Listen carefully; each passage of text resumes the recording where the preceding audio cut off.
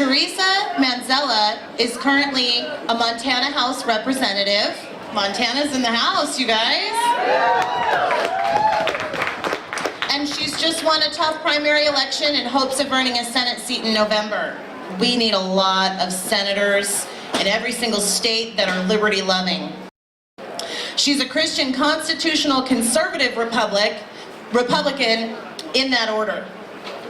With a voting record to support the claims, she's A-rated by the Montana Family Foundation, Montana Shooting Sports Association, the NRA, Montana for Limited Government, United Property Owners of Montana, Americans for Prosperity, the National Federation of Independent Business, and Legistat's Legislator Loyalty.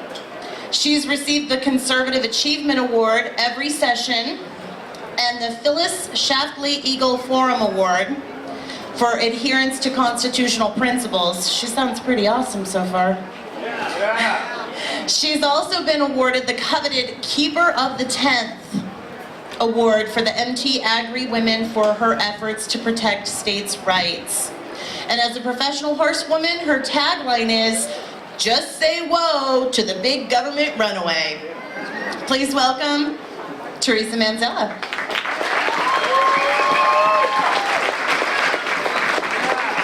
It doesn't look like you're holding anything to throw at anybody too, so we're safe. Are we safe from getting... Yeah. Oh yeah. She may lasso you though. That's a tough act to follow. I've got no gifts to share. Maybe a little bit, maybe some wisdom, maybe some pearls of wisdom here. And I'm going to start my clock so I can keep myself on track. So yeah, the message that I have for you today is, as a professional horseman, if I can do this and receive those accolades that you just heard, anybody can do this, okay? We need all patriots and all warriors to step up to the plate and take a piece of this behemoth monster that we have, this government, so that we can rein it in.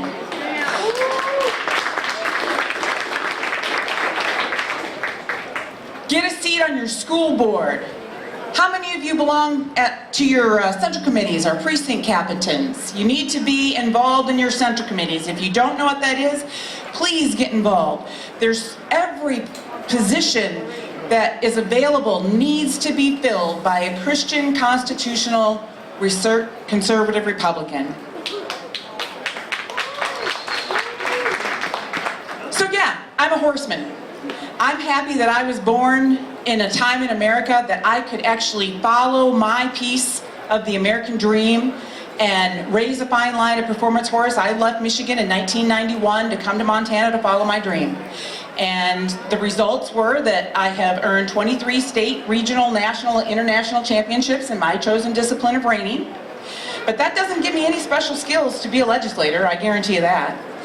But you know what's interesting is that now looking back, now after serving in the legislature for 6 years, my discipline of reining is way more objective than the legislature. And that's sad, because I thought when you went to the legislature and became a lawmaker that you had boundaries and that you were evaluating every bill on its own merit, and that there were constitutional protections and provisions that we were asked to honor.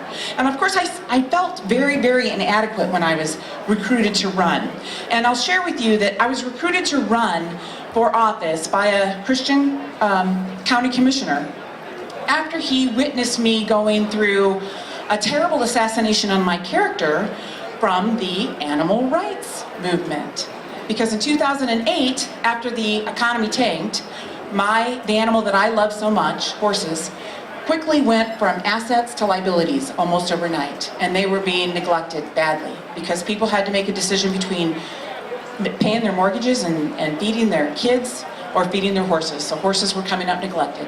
So I, as a professional horseman, thought that I should be at the front of the line to help horses and people and keep them out of criminal neglect situations. So I started a nonprofit horse rescue. And I got a lot of support from my community, a lot. But there was also this undertone of angst, and I didn't know where that was coming from. And as it bubbled to the surface over time, it became very, very evident that it was the animal rights movement. And after several death threats on my life, people wanting to see me hung up by my ankles with my throat slit and bled out, I realized there's something wrong. There's something wrong here when I, as a professional horseman, can't start a horse rescue without getting that type of angst thrown at me. And that is, I don't know if anybody else has ever experienced that. Exactly. That's exactly right. And if you're not familiar with the animal rights movement, I would suggest that you look up and read The Secret World Surrounding the Animal Rights Movement. It's a 16-page summary, and it's a great document that will tell you all about the animal rights agenda. And it's a lot more than just wanting to take our guns, okay? But that's part of it, so that we can't go out and shoot Bambi. But yeah, they want to give animals equal or greater rights than human beings. So I was recruited. I felt very inadequate for the purpose of being a legislator, but I talked to my Marine husband, Caleb. There's no such thing as a former Marine. and he agreed that we should do it together, and we've done this as a team. And I recognize that we take an oath to office. As a legislator, you take an oath to uphold the Constitution. And as a state legislator, you take an oath to uphold both constitutions, the state of Montana as well as the federal Constitution. And you need to know that that's a difference between a state legislator and a federal legislator. The feds, they only take an oath to uphold the federal Constitution. We honor both, okay? So that's where my education started. And there are so many good constitutional studies that are out there and available to you. How many people in this room have taken the John Birch constitutional class? Oh my gosh, guys. Geez, for $30, you need to go right over to that booth and you need to get that constitutional study. It's a 6 DVD lecture series, and it gives you just a tremendous amount of knowledge.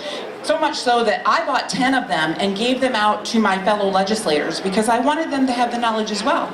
I buy them and give them out as Christmas gifts, and I have constitutional studies in my home a lot. I've had hosted 10 of them. So that's one of them. John Birch, Hillsdale College, Wall Builders, Heritage Foundation, all of those provide tremendous opportunities for learning. You cannot protect your constitutional rights if you don't know what they are. You must know what your rights are. You absolutely must.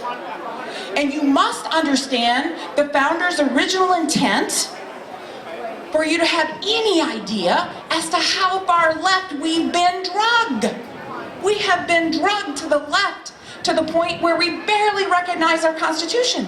But yet it's our Constitution that is keeping us, that's the only thing that's keeping us from the New World Order and the One World Government.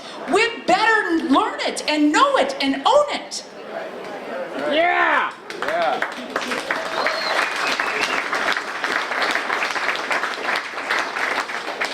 You also need to know that Marbury versus Madison of 1803 states, case law, they love quoting case law, right? All laws repugnant to the Constitution are null and void, okay? We make a lot of unconstitutional laws in Montana. I don't know about Idaho, but I'm guessing you do. So, the Republican platform, I don't know if you're familiar with that, but it's a good document. And it reconciles comfortably with both the state and the federal Constitution. If only our Republicans would honor it. Okay? We need to hold our Republicans accountable to honoring that document because it's a good document. And again, get involved with your Central Committee so that you can be part of writing your state Republican platform and know what's in it. That's where it happens, is in those Central Committees. Okay? And there's a movement afoot right now, I don't know if you're aware, I suspect you are, you wouldn't be here, they're trying to change our platform. In Montana, we've got this group of liberal Republicans that are trying to change our platform and liberal it up. Well, my opponent was one of them, and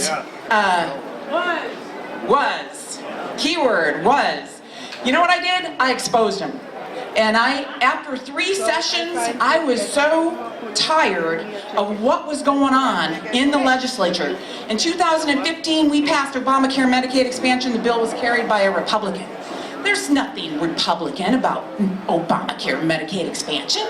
Nothing. Absolutely nothing. How can a Republican carry that bill? And we passed it. Okay?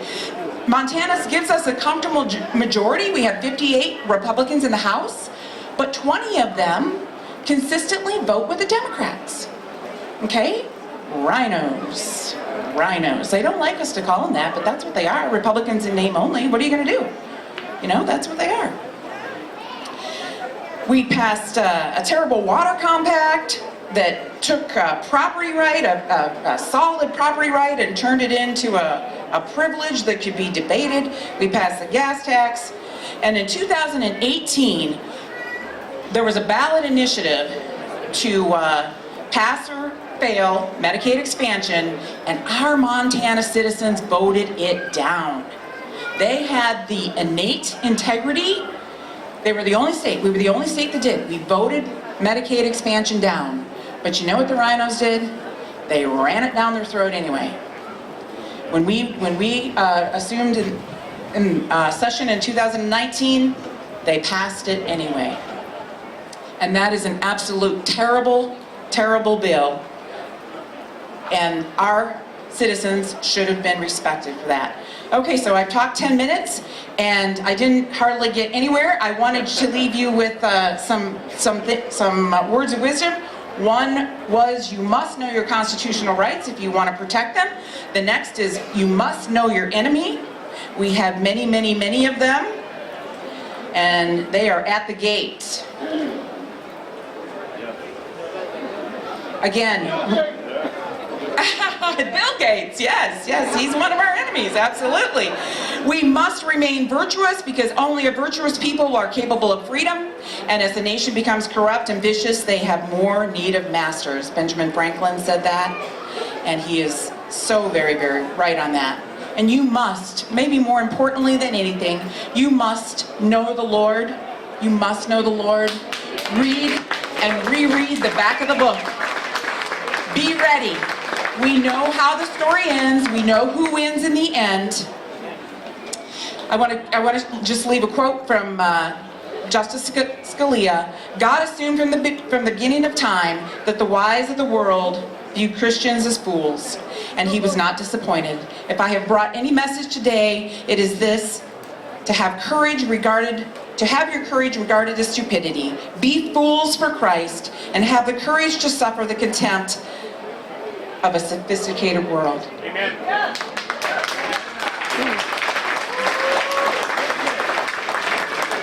And if you know 2 Chronicles, please say it with me as a prayer.